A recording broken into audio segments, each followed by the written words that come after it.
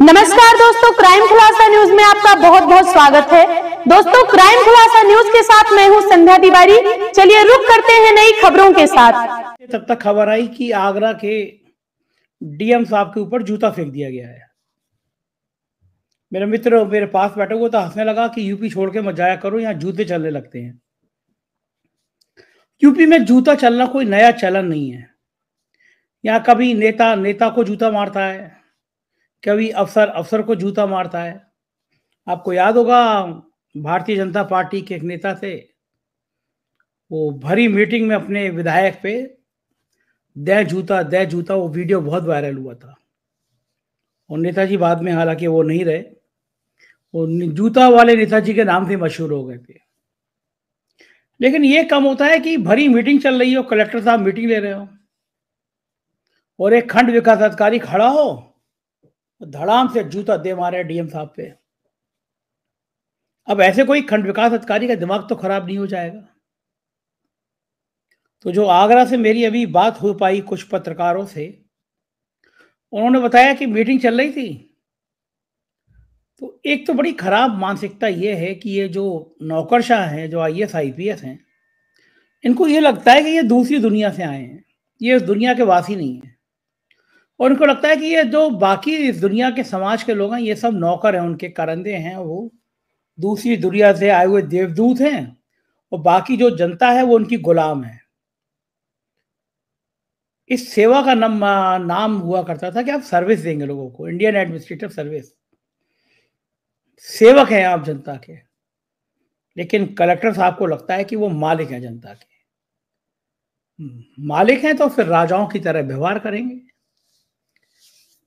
और कलेक्टर साहब का, आईएएस अफसरों का मिजाज नेताओं के सामने ढीला पड़ जाता है। मैं नाम नहीं लूंगा अफसरों का और नेता का, लेकिन तमाम किस्से इस प्रदेश की नौकरशाही में है, जब बड़े बड़े नेताओं ने डीएम को गधा, पागल, चू, जो गाली बड़ी फेमस है, और जाने क्या क्या कहते हैं। क्योंकि कुर्सी का लालच होता है, समय अफसर सिर झुकाए खड़े रहते हैं। आगरा वाली घटना में भी पता चला कि साहब वो जो मीटिंग चल रही थी, खंड विकास अधिकारी महोदय जो थे कुछ जवाब दे रहे थे, और डीएम साहब को लगा कि जवाब संतुष्ट करने वाला नहीं है, तो डीएम साहब ने को थोड़ी आंखें तरेरी। जब आंखें तरेरी तो उसने खंड विकास अधिकारी ने कहा, नहीं साहब ऐसी बात नहीं है। और उसके बाद डीएम साहब को गुस्सा है ना, ध्येय पेपर वेट लेके मारा खंड विकास अधिकारी की तरफ। अब ठाकुर साहब है शायद मेरे ख्याल से खंड विकास अधिकारी, तो आप किसी क्षत्रिय को, मैं कंफर्म नहीं कर रहा, जाति के मुकदमा मत लगवा दीजिएगा। मुझे बताया जो आगरा के पत्रकार ने, एक आध लोगों ने ट्वीट भी किया कि उनका अंदर छत्तीस जग गया कि भाई ऐसे कोई पेपर वेट कैसे मार सकता है। उन्होंने निकाला जूता और दनादन जूता उन्होंने डीएम साहब पे मार दिया, हाथापाई हो गई। अब कलेक्टर, जिले के कलेक्टर को खंड विकास अधिकारी से जूता मारे तो हंगामा तो मचना ही था। तो एफआईआर हो गई। एफआईआर में पढ़कर सुना देता हूं आपको। सेवा में प्रभारी निरीक्षक थाना रकाबगंज आगरा महोदय अवगत कराना है कि दिनांक 9/2/2024 को प्रातः 10 बजे जिलाधिकारी शिविर कार्यालय पर जिलाधिकारी महोदय आगरा की अध्यक्षता में शासन की प्राथमिक योजनाओं के संबंध में आयोजित समीक्षा बैठक में श्रीमती प्रतिभा सिंह मुख्य विकास अधिकारी महोदया, सुश्री सुष्मिता यादव खंड विकास अधिकारी अकोला, श्री अमित कुमार खंड विकास अधिकारी अटमातपुर चंदौरी, श्रीमती नेहा सिंह खंड विकास अधिकारी बिजपुरी एवं अनिरुद्ध सिंह चौहान साहब, ठाकुर साहब तो होती हैं खैर, खंड विकास अधिकारी बरौली अहिर, तथा श्री शैलेंद्र सिंह सोलंकी सहायक विकास अधिकारी पंचायत अकोला, पंकज कुमार सहायक विकास अधिकारी पंचायत महोदय द्वारा विकास खंड क्षेत्र बरौली की समीक्षा के दौरान उपस्थित अनिरुद्ध सिंह चौहान खंड विकास अधिकारी से जानकारी करने पर अनिरुद्ध सिंह चौहान खंड विकास अधिकारी बरौली द्वारा अचानक उत्तेजित होकर डीएम साहब से अभद्र भाषा का प्रयोग करने लगे, गाली गलौज करके धमकी दी, मारपीट, शारीरिक हमला कर हाथापाई के साथ, यानी शारीरिक हमला मतलब डीएम साहब के गाल पे 2-4 थप्पड़ जड़ दिए। शारीरिक तो यही होगा, मतलब मेरे ख्याल से तो यही होगा। उन्होंने गाली गलौज, मारपीट, शारीरिक हमला करके हाथापाई किया गया। सरकारी कार्य में बाधा उत्पन्न की गई। अनिरुद्ध सिंह चौहान के डीएम आगरा के इस अमर्यादित व्यवहार आचरण से हम सब क्षुब्ध रह गए। अनुरोध है उक्त घटित घटना का संज्ञान लेते हुए जिलाधिकारी महोदय द्वारा किए गए कर्मचारी आचरण नियमावली के विपरीत किए गए अमर्यादित कृत्य के लिए कठोर कार्रवाई करने का कष्ट करें।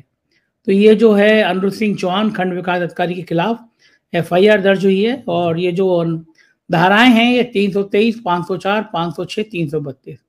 लेकिन मजे की बात ये जो FIR हुई है वो पंकज कुमार सहायक विकास अधिकारी पंचायत खदौली आगरा, यानी DM साहब पिटने के बाद भी ये होती है तो IAS अफसर जो होता है इतना स्मार्ट होता है, पिटे खुद है, लिख रहे हैं कि साहब वो पिटे हैं। और मैं अपनी टीम से कहूंगा जरा DM साहब का भी फोटो लगा दें, देख ले लोग DM साहब का फोटो।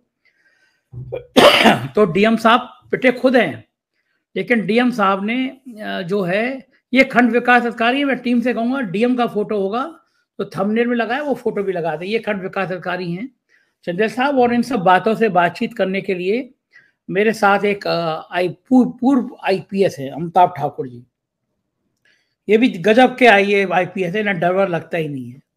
ये साहब IG थे और दे दनादन ये भी पंगे लिया करते थे। अब ये अलग बात है, ये अपने मातहतों को नहीं धमकाते थे, सीधा मुख्यमंत्री को धमकाते थे। तो अमिताभ ठाकुर जी जो है इनको सिस्टम में रह के सिस्टम को लड़ना आ गया है, इनको पता है कि सिस्टम से लड़ा कैसे जाता है, तो इन्होंने सिस्टम को दे दनादन खूब किया।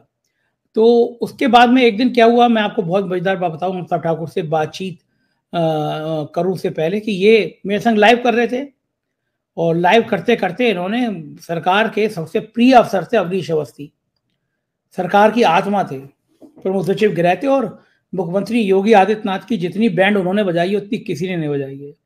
एक बार आप लोगों को याद होगा 200-250 विधायक मुख्यमंत्री के खिलाफ बैठ गए थे, तो जो विधायक बैठे थे उनका गुस्सा मुख्यमंत्री से कम था, अवनीश अवस्थी पे ज्यादा था। तो अवनीश अवस्थी के कुकर्म कई बार योगी आदित्यनाथ को बहुत बुरी तरह ले डूबे। आजकल वो अपनी पत्नी को लोकसभा चुनाव का टिकट दिलाने में MLC बनाने में पैरवी में भेजी हैं, अलग बात है।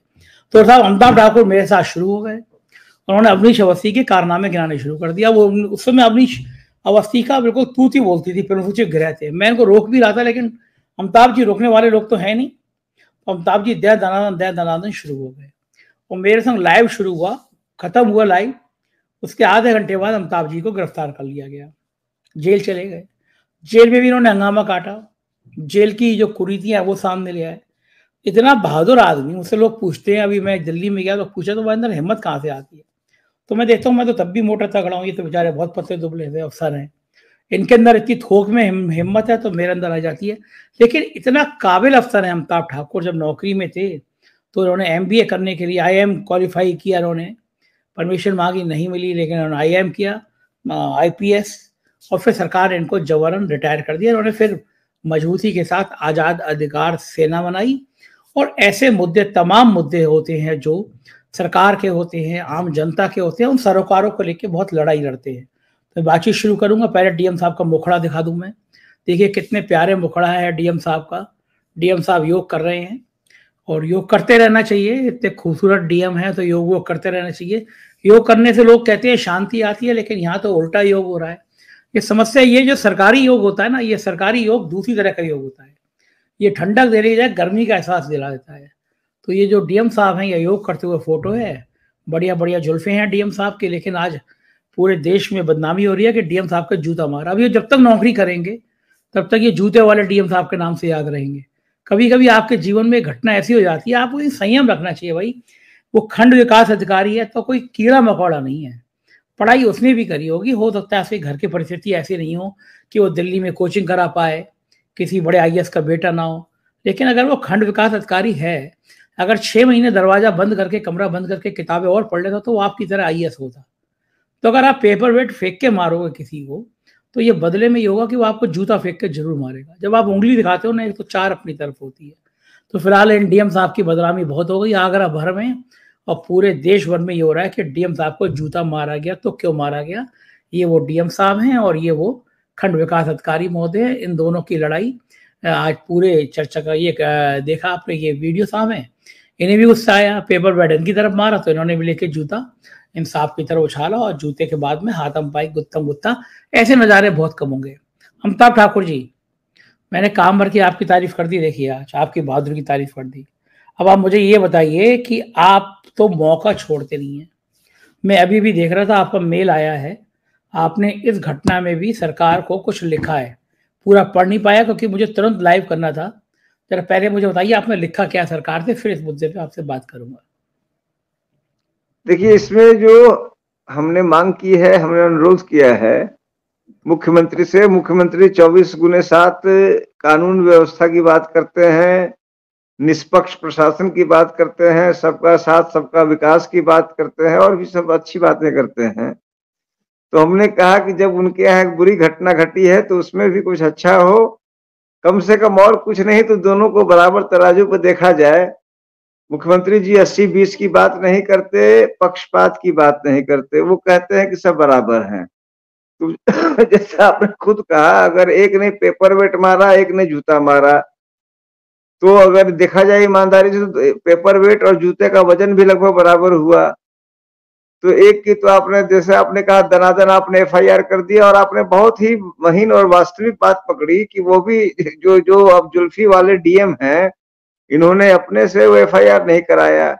वो भी जो है सबसे मतलब ये भी देखने की बात है और काबिल तारीफ बात है कि मार वो खाए और कल को कोर्ट में उनका जो मुलाजिम है जो एफआईआर लिखवाया है, गवाही देने वो जाएगा और कल को अगर भागेगा तो उस नॉन अवेलेबल वारंट उसके खिलाफ होगा। डीएम साहब कल को पलट भी जाएंगे, उनका मन होगा तो कह देंगे कि साहब इसने झूठा लिखवा दिया, एक मुकदमा उस पर और हो जाएगा।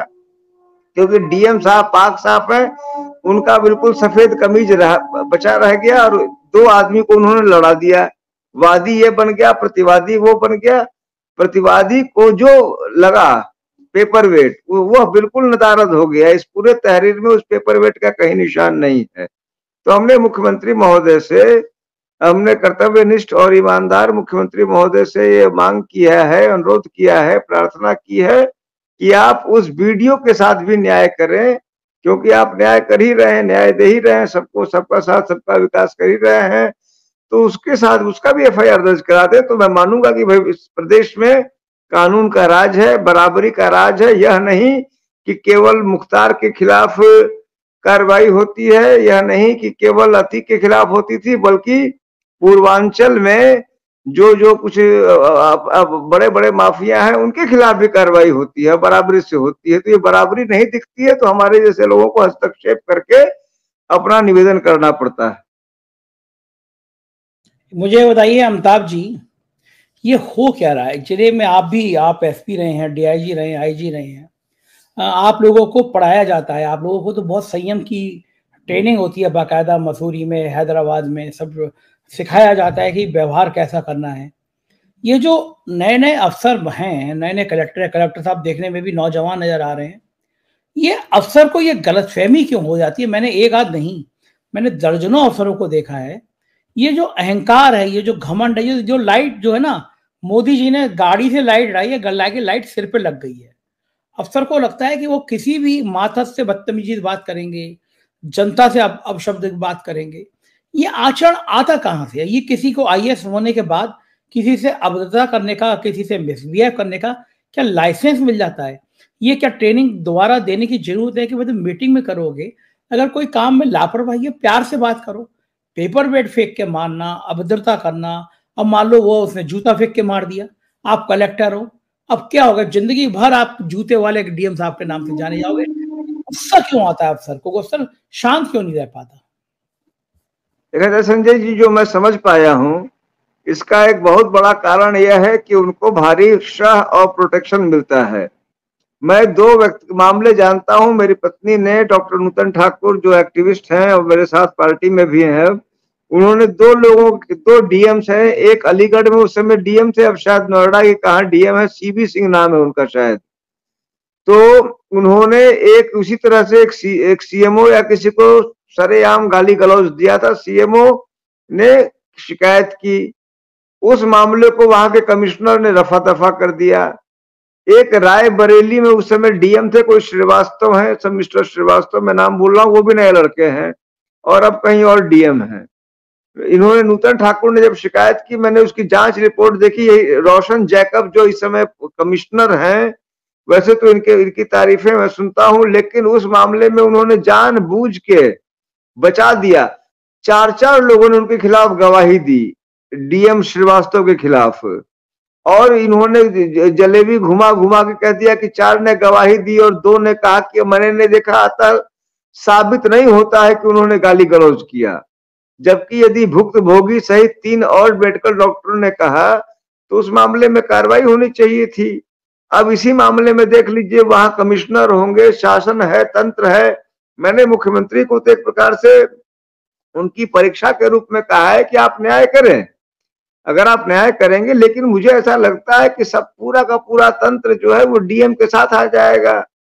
तो ये जो बचाव होता है आईएएस अफसरों का सबसे ज्यादा होता है, फिर उससे कम जो जिस संवर्ग में मैं था उनका होता है। तो ये जो बचाव है, यह इनको जो आपने कहा वो इनको सर पे बत्ती दे देता है कि कुछ भी गुनाह करेंगे। आपने बहुत अच्छी बात मुझे याद दिलाई, जो अवनीश अवस्थी साहब थे, तो मैंने तथ्य सहित बातें कही थी। उनके यहाँ विवाह कार्यक्रम था, उसमें जितना मुझे याद है जो कौन सा था जो उसका विकास मैं बता देता हूँ। कानपुर में एक बिकरू कांड हुआ था, विकास दुबे नाम का अपराधी था जिसने 8-9 पुलिस वाले मार दिए थे। उसका राइट हैंड था जय दुबे। तो जय दुबे, मैं दर्शकों को बता दूं, जय दुबे जो था बड़ा अपराधी है, अभी भी जेल में है। तो अवनीश अवस्थी के यहाँ जो विवाह था उसमें जय दुबे सबसे सक्रिय भूमिका में था। अवनीश अवस्थी जब कानपुर जाते थे तो उनके परिजन, जय दुबे उनकी खातिरदारी करता था। एक एसटीएफ में अफसर हैं, अभी रिटायर हुए हैं। जय दुबे के उनके रिश्ते सबसे ज्यादा जाहिर हैं। तो एक आईपीएस अमिताभ ठाकुर ने यह पूछा कि एक अपराधी जय दुबे अवनीश अवस्थी के परिवार में क्या कर रहा है, अवनीश अवस्थी के पारिवारिक समारोह में क्या कर रहा है। अब मुझे बताइए, आप दर्शक लोग आप बताइए, एक आईपीएस या एक आम आदमी ये पूछेगा नहीं कि बिकरू कांड में विकास दुबे सबसे बड़ा अपराधी, उसका राइट हैंड जो आज भी जेल में है, वो अवनीश अवस्थी का क्या कर रहा है। तो अमिताभ ठाकुर ने ये सवाल उठा दिया। तो ये सवाल उससे उठाना, अमिताभ जी, लगता है कि गलत सवाल उठा दिया था? लगता नहीं, लगता है जेल हो गई आपको? देखिए, मुझे जेल तो की कम तकलीफ है, ये सवाल नहीं उठा तो ज्यादा तकलीफ होती। मुझे इस बात का गम नहीं कि तो हमने तुम्हारी सही बात पूछी। आज भी ये सवाल अनुत्तरित है कि आखिर उनको आपने मुझे, मैं उस समय शायद आईपीएस अफसर रिटायर्ड तो था ही था, आपने मुझे नहीं बुलाया। आपने एक ऐसे आदमी को, मैंने यही सवाल ही ट्विटर पे कहा था कि आप मुझे बुला लेते, यदि आप उनको बुला सकते तो मुझे बुला सकते हैं। सिस्टम ने उनको माफ किया, इसकी कोई जांच तक नहीं हुई। और आज मैं कह रहा हूं कि जो डीएम आगरा वाले मामले में, यदि सिस्टम ईमानदार है, यदि सबको को बराबरी से देखना चाहता है, यदि व्यवस्था के अंदर कहीं इस बात का को लेके एहसास है कि बड़े और छोटे बराबर हैं, आम जन की सरकार की बात की जाती है, सबका साथ सबका विकास की बात की जाती है, तो उस वीडियो की भी एफआईआर दर्ज हो, ये हमारी मांग है। मैं समझता हूं कि एक वाजिब उसका हक है, उस पर भी पेपर वेट लगा। कल सर फूटता नहीं फूटता, इनके जूता मारा, उनके पेपर वेट मारा। और पहला अटैक, आपने बहुत अच्छी बात कही, पहला अटैक किसने किया? पहला अटैक जिला मजिस्ट्रेट ने किया। जिला मजिस्ट्रेट जिसकी ज्यादा मर्यादा होनी चाहिए, जिला मजिस्ट्रेट जो ऊंचा है, जो हमारे शास्त्रों में, हमारी रीति नीति में कहा गया है कि क्षमा वरण को चाहिए, छोटन को अपराध। तो यहाँ तो क्षमा की जगह तुम स्वयं अपराध कर रहे हो, पेपर वेट मार रहे हो। और आपने ये बात भी वाजिब कही, 6 महीने का अंतर। ऐसे हमारे बैच में जसवीर सिंह थे आईपीएस, पहले सिपाही थे या दरोगा थे शायद दिल्ली में, कुछ और पढ़ लिए आईपीएस हो गए, कुछ और पढ़ते पता लगता मुख्यमंत्री हो जाते। अब अरविंद केजरीवाल ने ज्यादा पढ़ लिया तो एक सेकंड अमिताभ जी, वो सिपाही थे, कुछ पढ़ लिए वो आईपीएस हो गए। आपने कहा कुछ पढ़ लेते तो मुख्यमंत्री हो जाते। मुख्यमंत्री होने के लिए पढ़ने लिखने की जरूरत नहीं है। चौथी पास राजा की कहानी दिल्ली विधानसभा में प्रधानमंत्री के लिए कहा जाता है। तो प्रधानमंत्री, मुख्यमंत्री, राष्ट्रपति होने के लिए पढ़े लिखे होने की जरूरत नहीं है, आईएएस आईपीएस के लिए पढ़ा लिखा होना जरूरी है। मैं संशोधन कर दूं। मैं आपसे सहमत हूं। यहाँ जैसे मैं समझता हूं कि इसको एक जो व्यंग की भाषा है, मैं उसका प्रयोग कर रहा था। मैं आपसे सहमत हूं कि जाहिर सी बात है कि उसकी अलग क्राइटेरिया है। अपने मुख्यमंत्री महोदय भी, मेरी जानकारी में शायद उनका बहुत अधिक शैक्षणिक अनुभव ये नहीं है, मेरी जानकारी में मैं बहुत श्योर नहीं हूं। तो पढ़ाई अलग चीज है, लेकिन मेरा कहने का मतलब है कि आपने ये वाजिब बात उठाई कि मामूली अंकों से, मामूली एफर्ट से, किस्मत से अंतर होता है। और जो आपने जो सबसे अच्छी बात कही है, आपकी आज की वार्ता मेरी निगाह में इस निगाह से बहुत महत्वपूर्ण है क्योंकि ये सिस्टम को आईना दिखाता है। यदि सिस्टम को बेहतर करना है तो इन आईएएस और आईपीएस अफसरों के दम पर इनका जो अहंकार है, इनका जो फर्जी अहंकार है और जो सिस्टम को हथेली में लेके चलने की इनकी जो सोच है और केवल अपने फायदे के लिए, अपने हित के लिए, अपने गुनाहों के लिए, अपनी नालायकियों के लिए उस पर अंकुश लगे, यह घटना उसके लिए महत्वपूर्ण है। मैं इस बात के लिए मैं समझता हूं कि इस घटना में जो डीएम है वो उनका मैं इतना बहुत शुक्रगुजार हूं कि उन्होंने इस नग्नता को, इस क्षुद्रता को सामने लाया है कि किस प्रकार सिस्टम में बैठे हुए आईएएस और आईपीएस अफसर सिस्टम का उपहास कर रहे हैं और कहीं ना कहीं एक प्रकार का नंगा नाच कर रहे हैं जो पूरी व्यवस्था के लिए घातक है।